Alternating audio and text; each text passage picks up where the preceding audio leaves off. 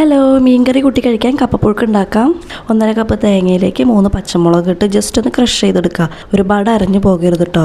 അപ്പോൾ ഞാൻ കപ്പ പുഴുങ്ങി വെച്ചിട്ടുണ്ട്. ഉപ്പും കറിവേപ്പിലയും മാത്രം ഇട്ടിട്ടുള്ളൂ കേട്ടോ. മഞ്ഞൾപ്പൊടി ചേർക്കുന്നില്ല കേട്ടോ ഇതിൽ. ഇനി നമുക്ക് കുറച്ച് ചുവന്നുള്ളിയും വെളുത്തുള്ളിയും കറിവേപ്പിലയും വേണം. 5 കഷ്ണം വെളുത്തുള്ളി ചതച്ചെടുത്തിട്ടുണ്ട്. ഒരു 6 കഷ്ണം ചുവന്നുള്ളി അരിഞ്ഞു എടുത്തിട്ടുണ്ട് കേട്ടോ. ചതച്ചെടുത്താലും മതി. ഇനി നമുക്കൊരു പാനിലേക്ക് 2 ടേബിൾ സ്പൂൺ വെളിച്ചെണ്ണ ഒഴിച്ച് ചൂടായി കഴിയുമ്പോൾ കടുക് ഇട്ട് കൊടുക്കാം.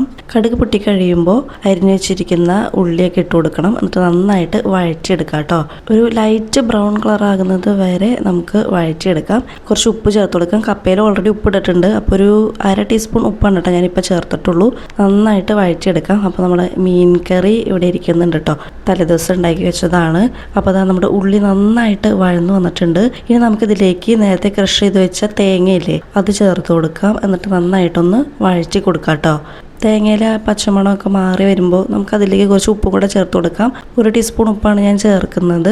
ഉപ്പിട്ടതിന് ശേഷം നന്നായിട്ട് മിക്സ് ചെയ്ത് കൊടുക്കാം കേട്ടോ. ഇനി നമുക്ക് വേവിച്ച് വെച്ചിരിക്കുന്ന കപ്പ ചേർത്ത് കൊടുക്കാം. കപ്പ ചേർത്തതിന് ശേഷം നന്നായിട്ട് ഇളക്കി കൊടുക്കണം കേട്ടോ. കപ്പയിലേക്ക് തേങ്ങയുടെ മിക്സ് നല്ലതുപോലെ പിടിക്കണം. ഇതിൽ ഞാൻ മഞ്ഞൾപ്പൊടി ചേർക്കുന്നില്ല കേട്ടോ. നിങ്ങൾക്ക് വേണമെങ്കിൽ മഞ്ഞൾപ്പൊടി ചേർക്കാം. അങ്ങനെ കപ്പ പുഴുക്ക് റെഡി ആയിട്ടുണ്ട്. ഇനി നമുക്കിത് സെർവ് ചെയ്യാം.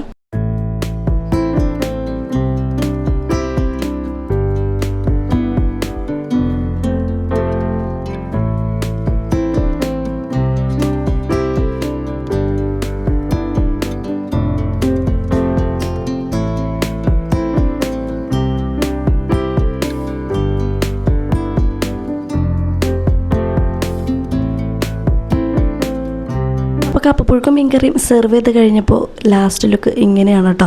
അപ്പോൾ നിങ്ങൾ എന്തായാലും ഇത് ട്രൈ ചെയ്ത് നോക്കണം. ഞങ്ങൾ കുറച്ച് കഴിച്ച് കഴിഞ്ഞപ്പോഴാണ് കേട്ടോ വീഡിയോ എടുക്കുന്ന കാര്യം ഓർത്തത്. അപ്പോൾ നല്ല ടേസ്റ്റ് ഉണ്ടായിരുന്നു. അപ്പോൾ നിങ്ങൾ ഈ ഒരു രീതിയിൽ കപ്പപ്പുഴുക്ക് ഉണ്ടാക്കിയിട്ടില്ലെങ്കിൽ എന്തായാലും ഉണ്ടാക്കിയിട്ട് മീൻകറിയുടെ കൂടെ കഴിച്ച് നോക്കണം. ഇന്നത്തെ വീഡിയോ ഇത്രയേ ഉള്ളൂ. പുതിയൊരു വീഡിയോയുമായി വീണ്ടും കാണാം.